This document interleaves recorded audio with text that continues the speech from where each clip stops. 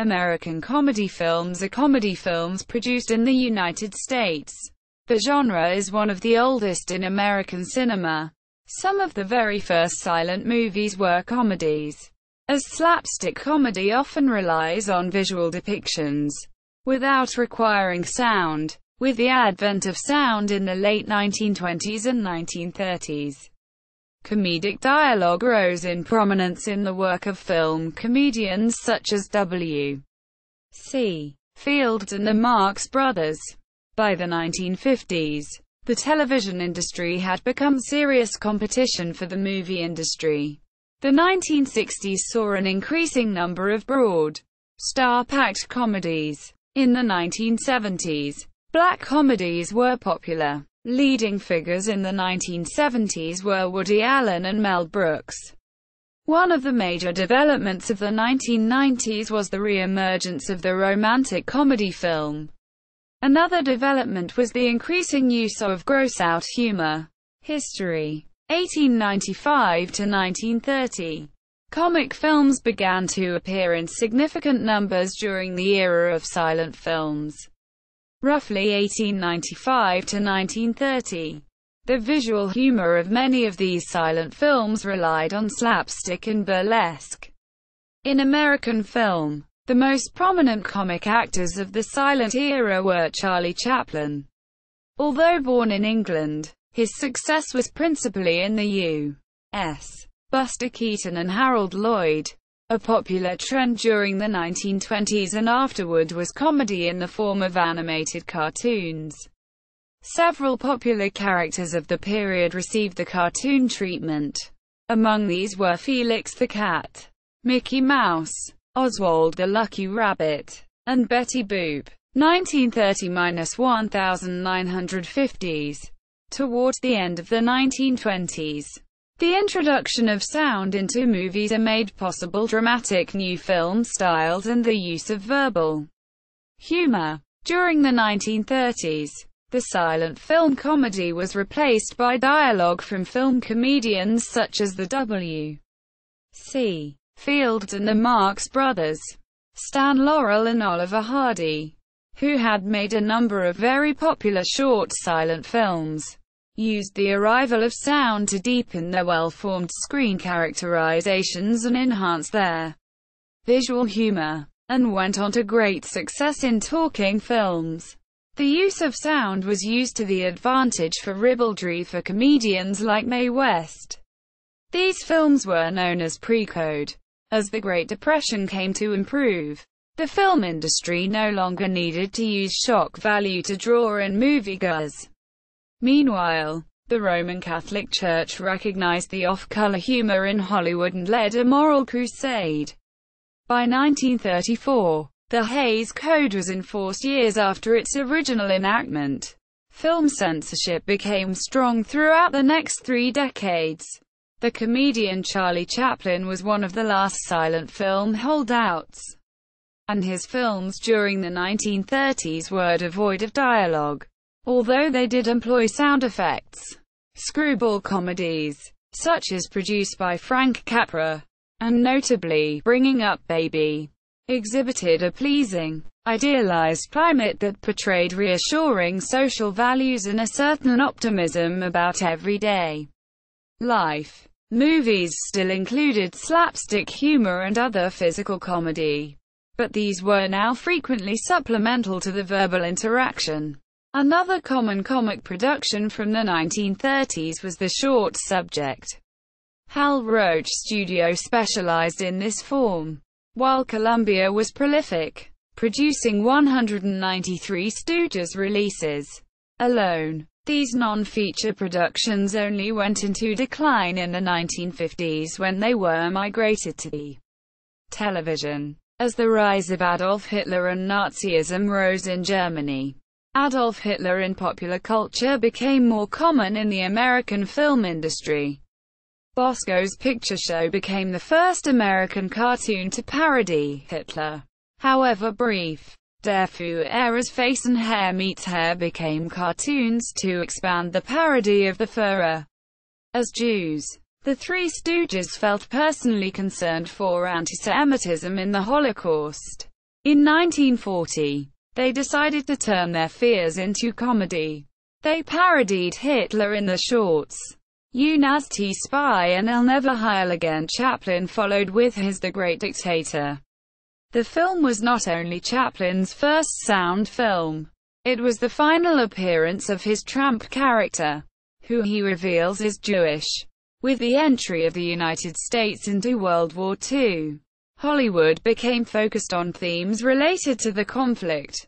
Comedies portrayed military themes such as service, civil defense, boot camp and shore leave. Abbott and Costello became a popular comedy duo who appeared in films such as Bad Privates. The wartime restrictions on travel made this a boom time for Hollywood, and nearly a quarter of the money spent on attending movies. The post-war period was an age of reflection on the war and the emergence of a competing medium, the television. In 1948, television began to acquire commercial momentum, and by the following year there were nearly 100 television transmitters in American cities. By the 1950s, the television industry had become a serious competition for the movie industry. Despite the technological limitations of the TV medium at the time, more and more people chose to stay home to watch the television. The Hollywood studios at first viewed the television as a threat, and later as a commercial market. Several comic forms, such as Burns and Allen, Edwin, Groucho Marx, and Lucille Ball, that had previously been a staple of movie theaters, transitioned to the television. Both the short subject and the cartoon now appeared on the television rather than in the theater. And the B-movie also found its outlet on the television.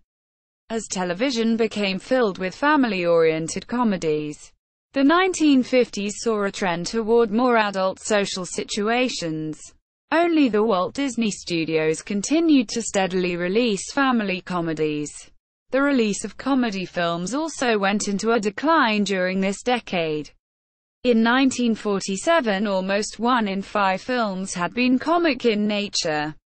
But by 1954 this was down to 10%. The 1950s saw the declining past comedy stars and a certain paucity of new talent in Hollywood. Among the few popular new stars during this period were Judy Holliday and the comedy team Phenom of Dean Martin and Jerry Lewis. Lewis followed the legacy of such comedians as Keaton and Harold Lloyd, but his work was not well received by critics in the United States. In contrast to France, where he proved highly popular, as in the United Kingdom. In the next decade, much of this talent would move into television. Sex symbols, particularly Marilyn Monroe and Tony Curtis, established the sex comedy by the end of the decade. Set in the 1920s, some like it hot borrowed elements from the pre-code era with its subtle undertones and suggestions. Doris Day and Rock Hudson also offered material that set the stage for the sexual revolution of the next decade, 1960s–1980s. The next decade saw an increasing number of broad, star-packed comedies, including It's a Mad, Mad, Mad, Mad World, 1963, Those Magnificent Men in Their Flying Machines, 1965, and The Great Race, 1965. By the middle of the decade, some of the 1950s generation of American comedians, such as Jerry Lewis, went into decline, while Peter Sellers found success with international audiences in his first American film The Pink Panther. The bumbling Inspector Clouseau was a character Sellers would continue to return to over the next decade. Towards the end of the 1950s, darker humor and more serious themes had begun to emerge, including satire and social commentary. Dr. Strangelove, 1964, was a satirical comedy about Cold War paranoia, while The Apartment, 1960, Alfie, 1966, and The Graduate, 1967, featured sexual themes in a way that would have been impossible only a few years previously. In 1970, the black comedies Catch-22 and M***ASH reflected the anti-war sentiment then prevalent, as well as treating the sensitive topic of suicide. M***ASH would be toned down and brought to television in the following decade as a long-running series. Among the leading lights in comedy films of the next decade were Woody Allen and Mel Brooks. Both wrote, directed and appeared in their movies. Brooks' style was generally slapstick and zany in nature, often parodying film styles and genres, including Universal horror films, Young Frankenstein, westerns, Blazing Saddles, and Hitchcock films.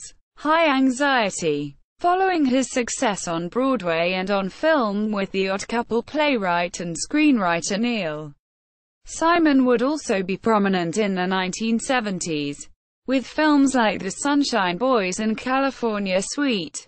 Other notable film comedians who appeared later in the decade were Richard Pryor, Steve Martin and Burt Reynolds. In 1980, the gag-based comedy Airplane, a spoof of the previous decade's disaster film series, was released and paved the way for more of the same, including Top Secret, 1984, and the Naked Gun films. Popular comedy stars in the 1980s included Dudley Moore, Tom Hanks, Eddie Murphy, Robin Williams, and Dan Aykroyd. Many had come to prominence on the American TV series Saturday Night Live, including Bill Murray, Steve Martin and Chevy Chase. Eddie Murphy made a success of comedy action films including 48 Hours, 1982, and the Beverly Hills Cop series, 1984 to 1993. Also popular were the films of John Hughes such as the National Lampoon's Vacation film series, and Ferris Bueller's Day Off. He would later become best known for the Home Alone series of the early 1990s. The latter film helped to revival in comedies aimed at a family audience, along with Honey, I Shrunk the Kids and its sequels. 1990s-2010s. One of the major developments of the 1990s was the re-emergence of the romantic comedy film, encouraged by the success of When Harry Met Sally in 1989. Other examples included Sleepless in Seattle, 1993, Clueless, 1995, and You've Got Mail, 1998. Spoofs remained popular as well, especially with the Scary Movie franchise and Not Another Teen Movie. There were also stoner comedies, which often involve two men on an adventure with random things happening to them along the way. Based on Cheech and Chong. Big movies of this subgenre would be Dude, Where's My Car, Big Nothing, Harold and Kumar Go to White Castle, and Pineapple Express. These movies usually have drug-related jokes and crude content. Another development was the increasing use of gross-out humor, usually aimed at a younger audience. In films like the Austin Powers films, There's Something About Mary, American Pie and its sequels, and Freddy Got Fingered. In mid-2000s, the trend of gross-out movies is continuing, with adult-oriented comedies picking up the box office. But serious black comedies, also known as dramatic comedies or dramedies, were performing also well, such as The Weatherman, Broken Flowers and Shop Girl. In late 2006, Borat, Cultural Learnings of America for Make Benefit Glorious Nation of Kazakhstan blended vulgar humor with cultural satire. Since the late 2000s, the live-action comedy film has entered a period of severe decline, with studios green-lighting far fewer of them each year. The problem is that faced with brutal competition in developed markets in the same time frame, major film studios became dependent upon distributing their films to increasingly diverse international audiences in emerging markets to maintain their profits. But the humor in most comedy films is tightly bound to the home culture of the film's creators and does not translate well. Bibliography. Austerlitz, Saul. 2010. Another Fine Mess. A History of American Film Comedy. Capella Books. Chicago Review Press. ISBN 978-1-55652-951-1. Beach, Christopher. 2002. Class. Language. An American Film Comedy. Cambridge University Press. ISBN 978-0-521-80749-4. Karnick, Christine Brunovska. Jenkins, Henry. eds. 1994. Classical Hollywood Comedy. AFI Film Readers. Routledge. ISBN 978-0-415-90640-1. Krutnik, Frank. Neil. Steve. 1990. Popular Film and Television Comedy. Popular Fictions Series. Routledge. ISBN 978-0-415-04692-3. See also List of American comedy films.